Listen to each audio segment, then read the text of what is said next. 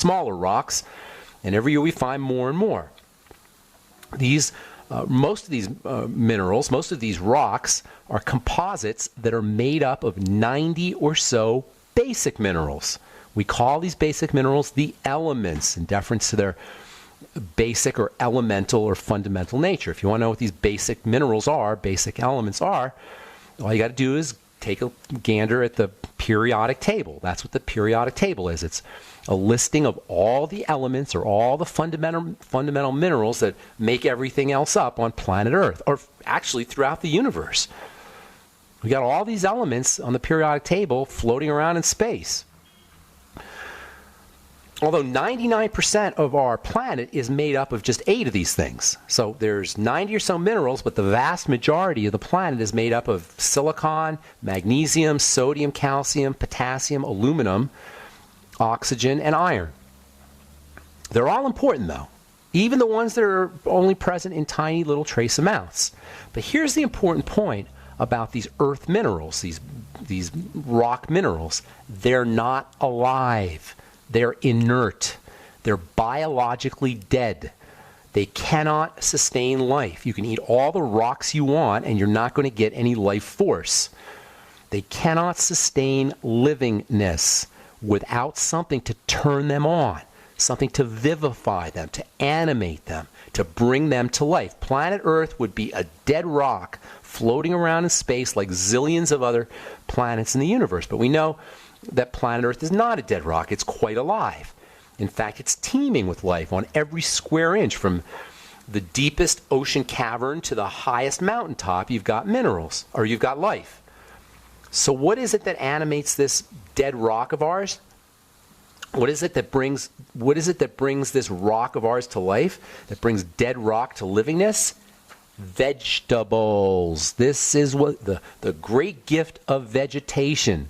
Vegetables had this incredible, magical way of transforming dead rock minerals into inert, or even worse, minerals that are toxic and poisonous. Not just non-living, but anti-living. Substances like sulfur and phosphorus and chromium and iodine, which would ordinarily kill us if they weren't somehow activated via the action of vegetation into a living substance that's capable of sustaining and feeding the life of higher animals. This is a miracle of the highest degree, and it's performed by the humblest little vegetation on planet Earth. We'll continue this discussion when we come back from our break.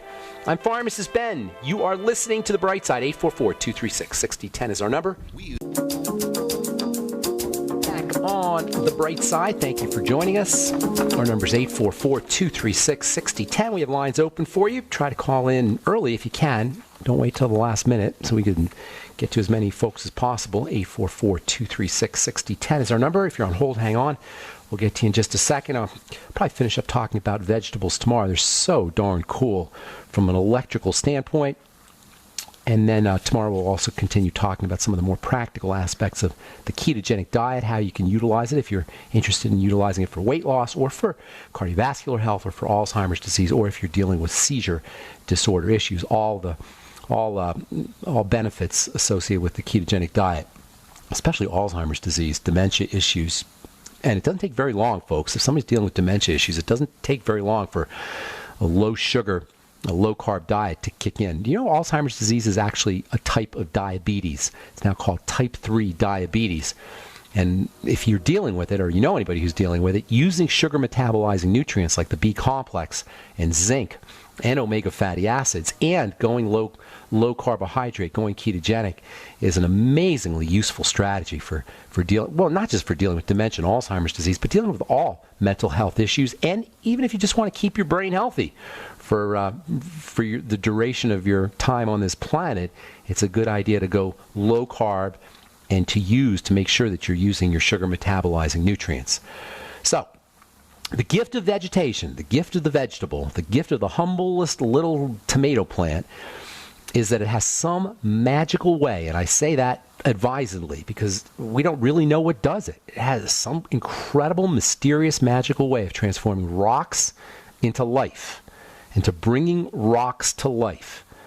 into making dead rocks, living rocks that have a frequency or an energy that the body can use. Technically, we say that the vegetable turns inorganic minerals, dead minerals, into organic minerals, living minerals. And this is the confusion that arises when people see things like arsenic or nickel or aluminum on the ingredient deck of their Beyond Tangy Tangerine. They're not taking into account the distinction between inorganic minerals and organic minerals. I know we've talked about this a lot, but it bears repeating. There is a fundamental and critical distinction that you have to make between organic minerals, living minerals, and inorganic minerals, dead minerals, which can indeed be toxic. Okay, we'll continue talking about this tomorrow as we continue talking about the ketogenic diet and the importance of vegetables, as well as other practical aspects for employing this really stupendous, healthy way of eating, the ketogenic diet, the low-carb, high-fat, moderate protein diet, the ketogenic diet.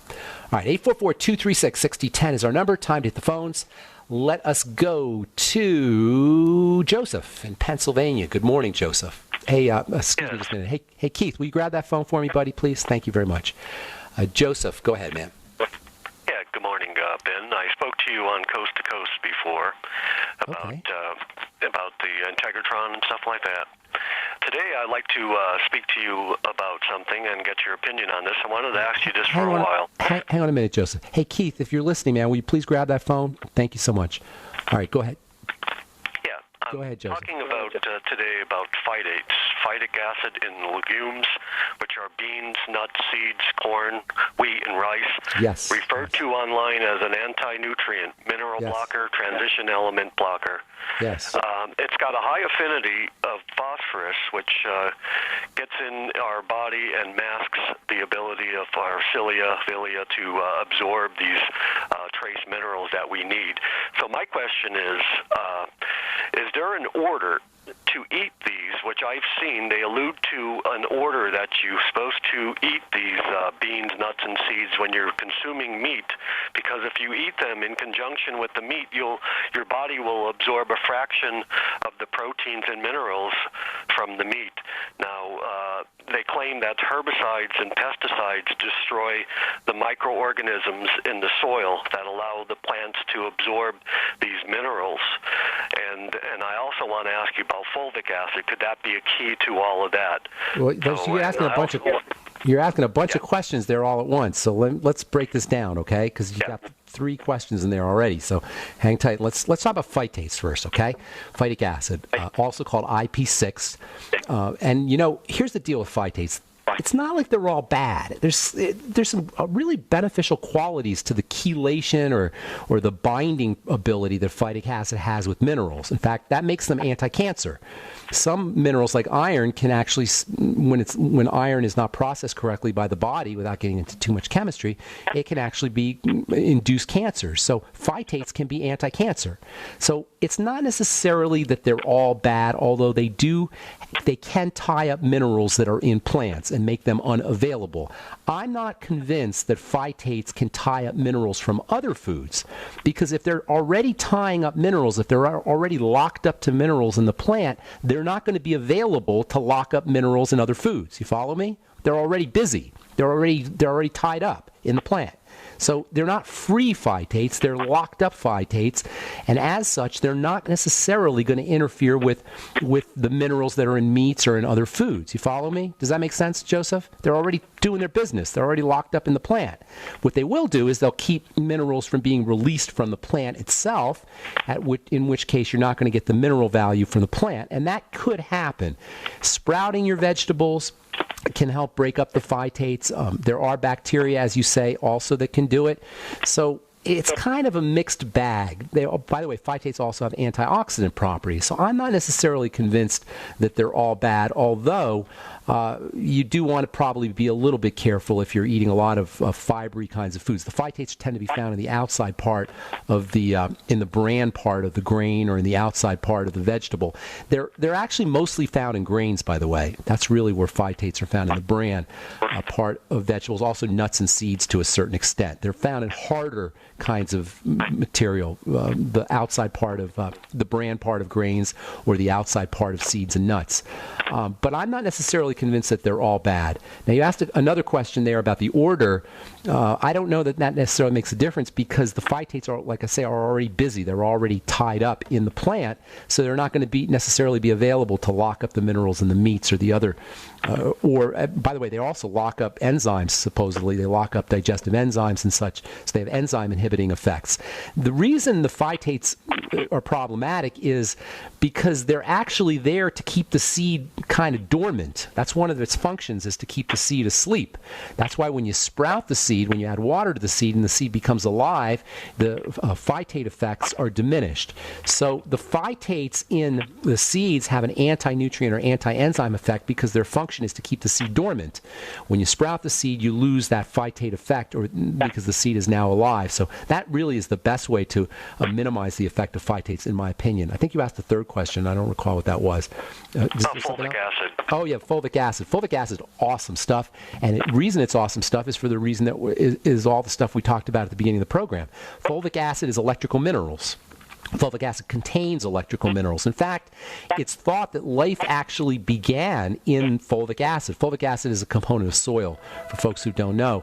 And fulvic acid can be an amazing, amazing source of good nutrition. Vegetables will contain some of those nutrients because they're growing in the soil that contains the fulvic acid, and they're absorbing those minerals. Fulvic acid is made up of dead plants from eons ago, and this is one of the sources of plant-derived minerals. Joseph, I got to take a break. You want to hang on?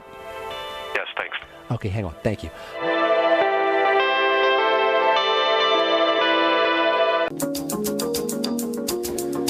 Okay, we are back on the bright side. I'm Pharmacist Ben. 844-236-6010 is our number. We're talking to Joseph in Pennsylvania. Hey, Joseph, you there? Yes, I am. Okay, so let's see. Phytic acid, good and bad. I'm not really sure which way to go with that. It's a chelating agent. It can chelate heavy metals, iron particularly, also mercury, lead, cadmium, and such. It does tie up some minerals that are in the plants. It may not get the nutritional value of plants, and it may have some enzyme inhibition effects due to the fact that it's there in the seed to keep the seed quiet, if you will, to keep the seed dormant. But I'm not necessarily sure that it's all that bad. Phytic acid. If you want to get rid of your phytates, sprout your veggies or sprout your grains is the best way to do it. It's mostly found in seeds and grains, the phytates. But by the way, fulvic acid, the fulvates. Yes, fulvic acid is basically a composite made of soil and organisms and dead plants and minerals and clays, and it can actually be quite wonderful as a nutritional supplement.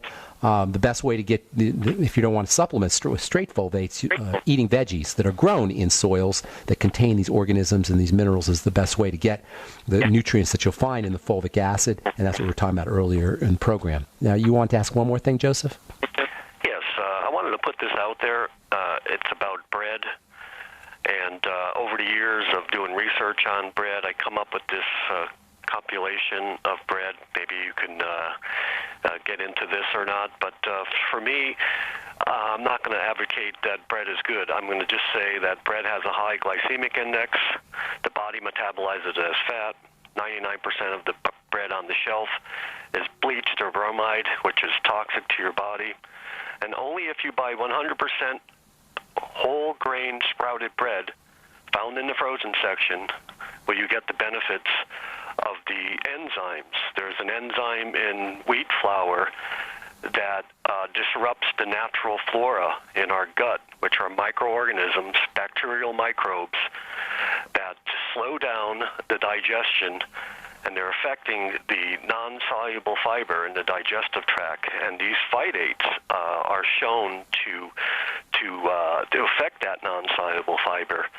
And also, how do you mean? How do you mean that? Just be specific. The phytates affect the insoluble fiber, you said, or soluble fiber?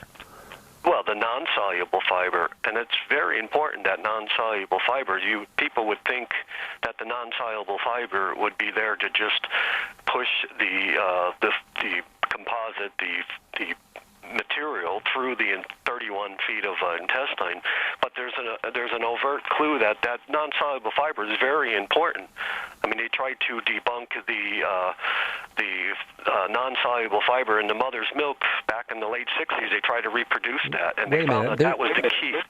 I'm not sure where you're going with this, Joseph, with all due respect. There's no fiber in milk, but I think your point about the fiber in the digestive tract is very important. Yes. In addition to sweeping stuff out,